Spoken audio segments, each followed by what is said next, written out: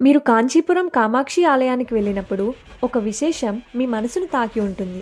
దేవి కామాక్షి అమ్మవారి కళ్ళు ఎప్పుడూ పూర్తిగా తెరిచి ఉన్నట్టు కనిపించవు.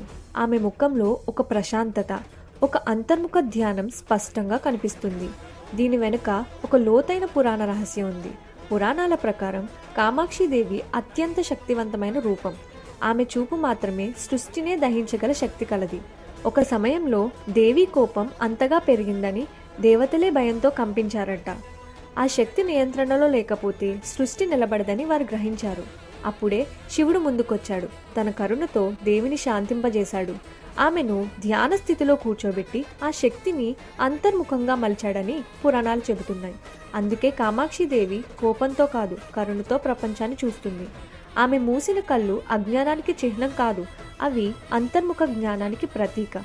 బయట ప్రపంచాన్ని కాల్చే శక్తిని లోపల ఆత్మజ్ఞానంగా మలుచుకున్న రూపమే కామాక్షిదేవి. ఈ కథ మనకు ఒక గొప్ప జీవిత సత్యాన్ని నేర్పుతుంది. శక్తి ఉండడం గొప్ప కాదు, ఆ శక్తిని నియంత్రించడం గొప్పది. శాంతి లేకపోతే శక్తి కూడా వినాశనమే అవుతుంది. అందుకే కామాక్షిదేవి స్త్రీ శక్తికి ప్రతీక మాత్రమే కాదు, శాంతి, కరుణ, జ్ఞానానికి కూడా ప్రతీక. జై మాతా కామాక్షి.